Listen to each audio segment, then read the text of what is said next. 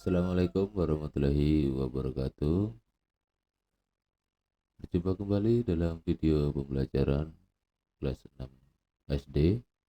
Tema 1 subtema 1 pembelajaran ke-1.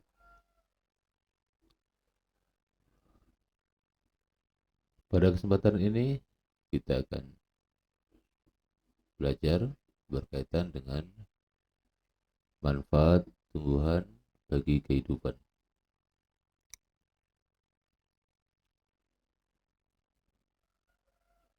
Perhatikan gambar di bawah ini.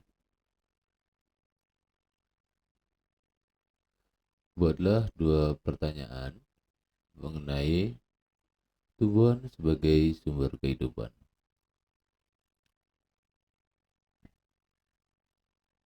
Bagaimana jagung berkembang biak?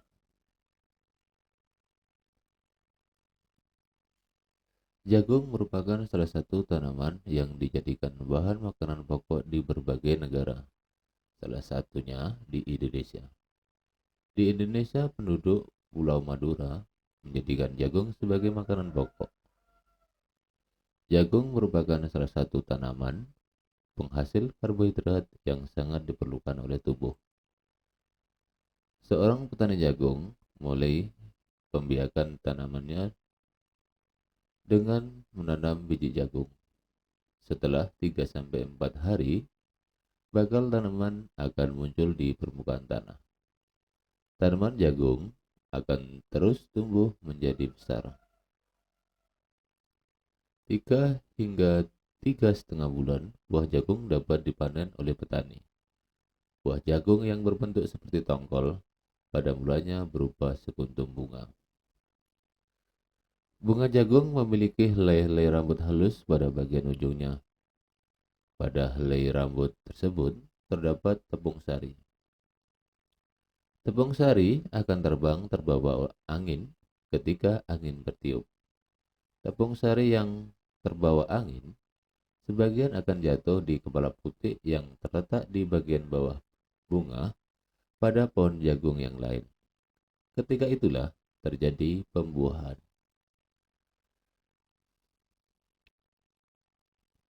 Setelah terjadi pembuahan, bunga jagung tersebut terus berkembang hingga menjadi buah jagung. Perkembangan itulah yang dapat diamati dari waktu ke waktu.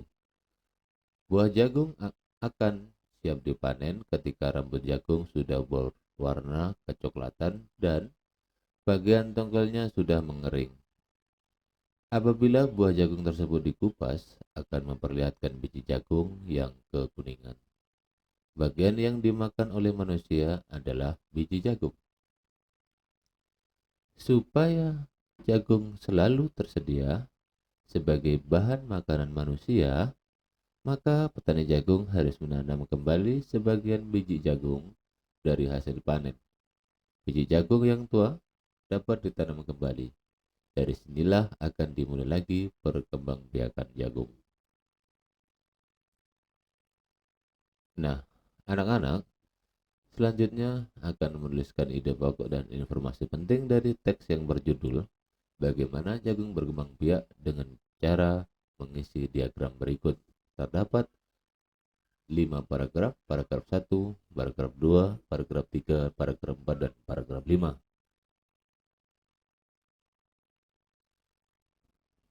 Sekarang, anak-anak akan mengamati. Salah satu contoh tumbuhan yang berkembang biak dengan bunga adalah tumbuhan jagung. Tepung sari pada bunga jagung akan terbang terbawa angin ketika angin bertiup. Tepung sari yang terbawa angin sebagian akan jatuh ke kepala putik yang terletak di bagian bawah bunga pada pohon jagung yang lain. Ketika itulah terjadi pembuahan. Perkembangbiakan ini dinamakan perkembangbiakan generatif. Tahukah kamu bagaimana proses perkembangbiakan generatif? Amatilah bagian-bagian bunga berikut ini. Mahkota bunga, benang sari, ada kelopak, dasar bunga, tangkai bunga, bakal biji, tangkai putik, kepala putik, tangkai sari, dan kepala sari.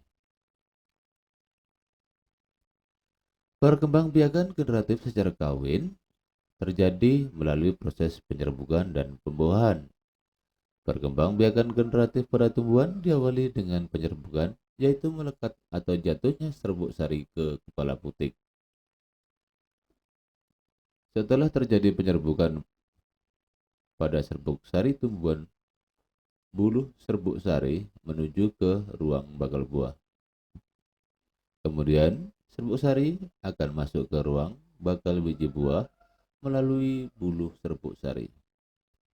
Di dalam ruang bakal biji terjadi pembuahan yaitu peluburan serbuk sari sel kelamin jantan atau spermatozoid dengan kepala putih atau sel kelamin betina atau sel telur. Hasil dari pembuahan adalah zigot. Zigot berkembang menjadi lembaga. Lembaga berkembang menjadi bakal biji. Bakal biji berkembang menjadi biji dan bakal buah. Kemudian bakal buah berkembang menjadi daging buah. Lembaga yang berada di dalam biji merupakan calon tumbuhan baru. Tumbuhan yang berkembang biak secara generatif antara lain padi, mangga, durian, dan jambu. Selanjutnya anak-anak akan berlatih. Bunga yang indah bukan hanya tumbuhan tumbuh di Indonesia. Negara-negara lain seperti negara tetangga pun memiliki bunga yang cantik. Karena kondisi geografis yang hampir sama, bunga yang tumbuh tidak jauh berbeda jenisnya. Perhatikan jenis-jenis bunga yang tumbuh di negara-negara tetangga. Bunga kembang sepatu tumbuh di Indonesia dan Malaysia. Bunga ini dapat digunakan sebagai pewarna. Di Malaysia, bunga kembang sepatu dinamakan bunga raya dan merupakan bunga nasional. Perhatikan bunga Kamboja bergambar di samping. Bunga ini sering digunakan dalam perlengkapan tari di Bali. Dorcampa atau bunga Kamboja dapat ditemukan di Indonesia dan Laos. Di negara tersebut, bunga ini digunakan untuk dekorasi upacara keagamaan dan penyambutan tamu.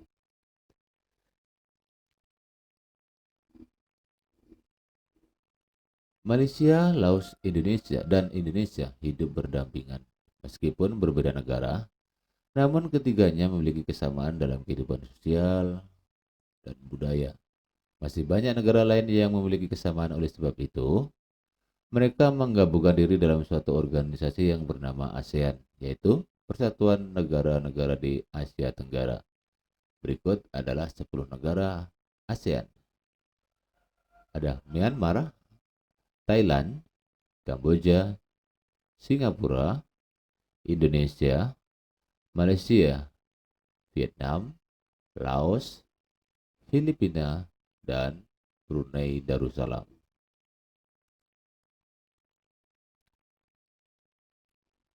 ASEAN menjawab kebutuhan hidup bertetangga. Kamu pasti pernah merasakan nyamannya hidup bertetangga. Hal ini terasa saat semua keluarga saling mendukung, saling membantu, dan bekerja sama. Kenyamanan dalam bertetangga perlu diwujudkan karena tiap keluarga memiliki kepentingan yang sama. Hal itu juga yang mendasari terbentuknya ASEAN. ASEAN adalah sebuah organisasi internasional yang beranggotakan negara-negara di kawasan Asia Tenggara. Negara-negara ini bersatu karena adanya persamaan letak geografis dan kemiripan budaya. Kepentingan yang sama dalam mewujudkan pertumbuhan ekonomi, sosial budaya, serta menjaga keamanan kawasan menjadi dasar pertimbangan para tokoh-tokoh dunia pendiri ASEAN. Pada tahun 1967, ASEAN berdiri atas dasar Deklarasi Bangkok. Pada saat itu, tokoh-tokoh dari 5 negara yang terlibat dalam diskusi menjadi pencetus dan pendirinya organisasi ini.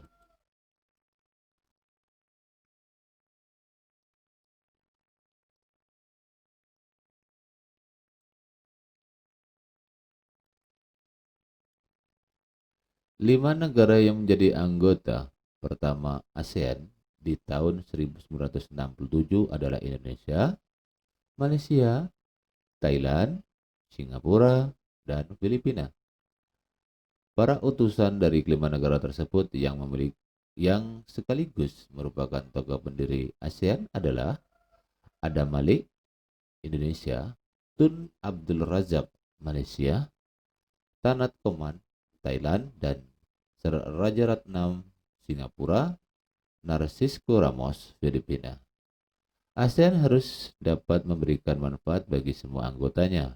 Untuk itu, berbagai kerjasama dikembangkan untuk memajukan kesejahteraan semua anggotanya.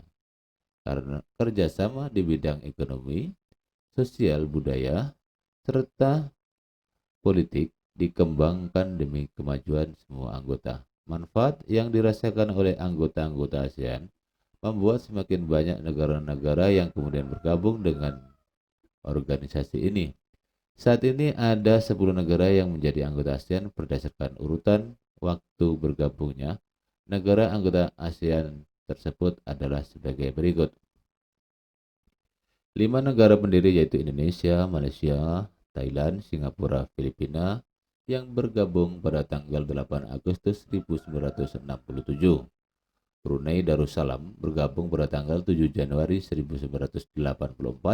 Vietnam bergabung pada tanggal 28 Juli 1995. Laos dan Myanmar bergabung pada tanggal 23 Juli 1997. Dan yang kelima, Kamboja bergabung pada tanggal 30 April 1999. Kehidupan sosial budaya masyarakat ASEAN. A. Brunei Darussalam. Kampung Ayer adalah desa terapung di Brunei Darussalam.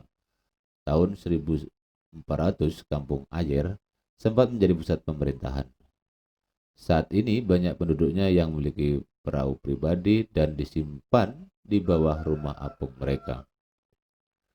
Budaya Brunei banyak dipengaruhi oleh ajaran Islam. Mayoritas penduduknya adalah orang Melayu. Kata Brunei berasal dari kata nah baru yang diucapkan oleh Awang ala Betatar, penemu negara ini. Kata Darussalam berarti tempat yang damai atau rumah keamanan. Dalam percakapan, menunjukkan dengan jari telunjuk dianggap kasar. Secara tradisional, orang Brunei tidak berjabat tangan dengan lawan jenis. Melepaskan sepatu adalah kebiasaan umum orang Brunei sebelum memasuki rumah orang lain. B. Malaysia. Patung Dewa Murunga di Malaysia merupakan patung berukuran 42,7 meter. Patung ini terletak di Batu Chaves, gua yang merupakan salah satu kuil Hindu di luar India yang paling populer yang didedikasikan untuk Dewa Murunga. Malaysia memiliki kota yang bernama Georgetown, yaitu kota terdaftar dalam UNESCO World Heritage. Kota ini terletak di Pulau Penang. Georgetown adalah kota yang memiliki ragam jenis budaya. Banyak gedung peninggalan masa Eropa dan bangunan bernuansa Melayu Tiongkok. 3 kaum utama di Malaysia adalah Melayu, Cina, dan India. Musik tradisionalnya banyak dipengaruhi oleh budaya Cina, Islam, India, dan Indonesia. Makanan khasnya adalah nasi lemak. Yang ketiga, C. Budaya Filipina merupakan hasil perpaduan antara budaya Barat dan Timur. Kehidupan budayanya dipengaruhi oleh budaya Melayu, Cina, dan Spanyol. Bahasa Filipina adalah bahasa nasional dengan bahasa Inggris sebagai bahasa pengantar untuk urusan perdagangan atau pergaulan.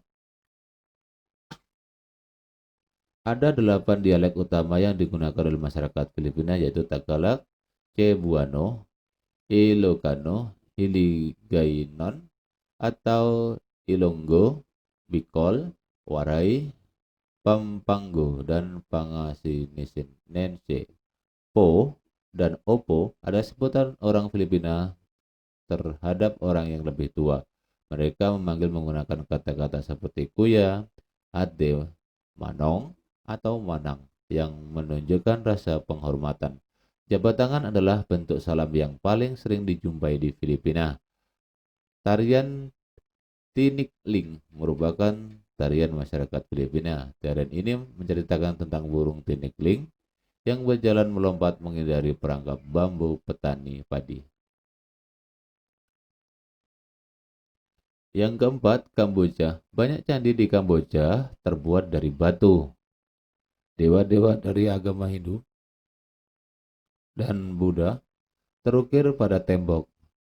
Tari Apsara lahir pada tahun 2000 tahun lalu.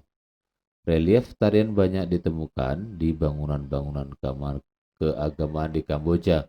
Orang Khmer mengenakan syal kotak-kotak yang disebut krama. Pria dan wanita Khmer mengenakan bandul Buddha pada kalungnya. Tujuannya adalah untuk menjaga dari roh jahat dan membawa keberuntungan. Makanan terkenal Kamboja adalah cha yang artinya tumisan. Myanmar disebut sebagai negara seribu pagoda. Hal ini disebabkan karena sangat mudah menemukan kuil-kuil suci Buddha. Mayoritas penduduk Myanmar adalah keturunan Tibet. Bahasa yang digunakan adalah bahasa Burma. Pakaian tradisional Myanmar yang disebut lonyi mirip sarung Indonesia, namun kain ini membelit bagian tubuh mereka mulai dari perut hingga betis. Lonyi yang berbahan kain katun bukan saja dikenakan pria dewasa, namun juga anak-anak dan wanita. Vietnam. Permainan menangkap jangkrik dengan mata tertutup adalah permainan tradisional anak-anak Vietnam. Anak-anak yang berada di tengah lingkaran mata ditutup kain, menangkap salah satu teman dan menebak namanya. Vietnam terkenal dengan baju khasnya yang disebut Áo Dai. Topi caping pun banyak ditemui di sana. Orang Vietnam gemar duduk di dingklik, yaitu kursi yang sangat pendek, bukan hanya untuk makanan, bahkan untuk mengobrol pun mereka senang duduk di atas dingklik. Mayoritas orang Vietnam memiliki nama keluarga Nguyen. Hal ini disebabkan karena dinasti Nguyen berkuasa mulai 1803 sampai dengan 1945 dan merupakan dinasti terakhir di Vietnam. Laos. Nama Laos berhubungan dengan penemunya yaitu Ao Lao. Orang Laos terkenal kesabaran dan kesederhanaannya. Hal ini terkait dengan ajaran agama Buddha yang banyak dianut masyarakatnya. Olahraga tradisional di Laos adalah katao, seperti olahraga bola voli namun menggunakan kaki untuk menangkap dan memukul bola. Bola terbuat dari anyaman bambu. Tahun baru Laos disebut Bun Pimai. Semua penduduk membersihkan rumah, mengenakan pakaian baru dan mencuci patung-patung Buddha. Makanan utama bangsa Laos adalah nasi atau beras ketan yang dimakan dengan tangan langsung. Orang Laos menyebut dirinya Lukao Niao yang artinya anak turun nasi ketan. Upacara sakral pemberian sedekah atau dikenal dengan Saibat merupakan upacara di Laos. Para biksu membawa bagul kecil mengitari sebagian kecil kota untuk menerima sedekah dari penduduk setempat yang mayoritasnya beragama Buddha. Singapura memiliki lambang negara yaitu Merlion. Merlion adalah patung berkepala singa dan berbadan ikan. Menurut mitos, Singapura dulunya adalah kampung ikan. Kampung itu bernama Temasek yang berasal dari bahasa Jawa yang artinya lautan. Singapura berasal dari kata Sangsekerta yang berarti kota singa. Penduduk Singapura berasal dari Cina, Melayu, India, dan Eropa.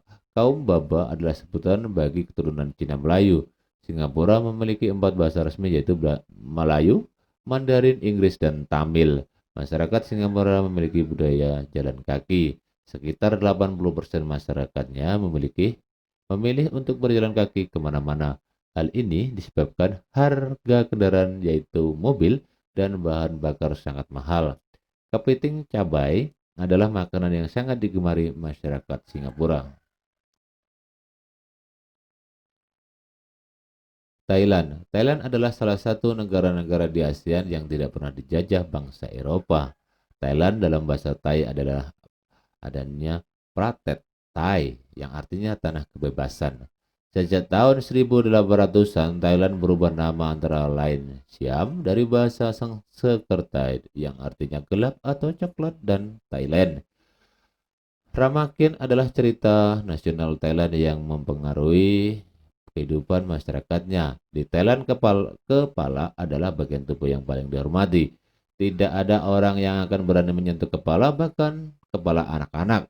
Sebaliknya, bagian kaki dianggap bagian yang paling hina karena dipakai sebagai alat untuk menapak di tanah. Oleh sebab itu, kaki tidak boleh dihadapkan ke patung suci atau orang lain. Indonesia dan Thailand memiliki tradisi minum teh. Di beberapa daerah di Indonesia, kebiasaan minum teh dilakukan secara turun-temurun.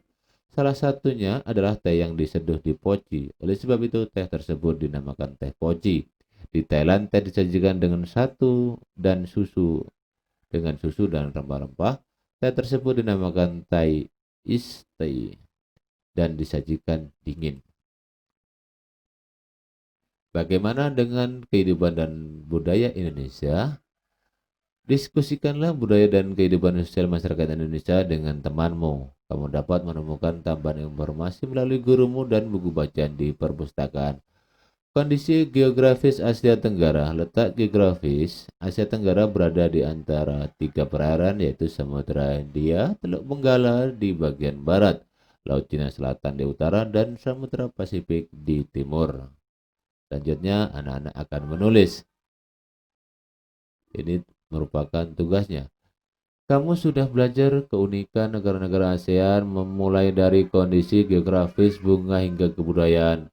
Pilihlah dua negara ASEAN, carilah perbedaan persamaan karakteristik dari kedua negara tersebut, mulai dari tumbuhan yang hidup, khususnya bunga menjadi ciri khas negara, dan kondisi sosial budaya mereka. Kamu bisa menyebutkan nama bunga, nama sebutan apabila ada, pemanfaatan dan tempat tumbuhnya. Tulislah pemikiranmu tentang karakteristik negara pada diagram Venn yang telah disiapkan. Perhatikan caranya berikut ini. Tentukan dua negara yang akan kamu cari informasinya lebih dahulu lagi. Tulislah di kotak yang tersedia. Yang kedua, tulis nama masing-masing karakteristik di lingkaran sesuai dengan negaranya. Yang ketiga, di tengah lingkaran kamu dapat menuliskan persamaan karakteristik yang dimiliki oleh kedua negara tersebut. Nah, ini adalah gambar diagram Venn-nya. Terus silakan anak-anak kerjakan. Sungguh menarik kehidupan sosial budaya penduduk negara tetangga. Kamu akan memiliki atau kamu akan belajar lebih banyak lagi negara-negara ASEAN. Baiklah anak-anak, sampai di sini pembelajaran kita kali ini untuk siswa kelas 6 sekolah dasar, tema 1, subtema 1, pembelajaran ke-1. Sampai jumpa dengan pembelajaran selanjutnya.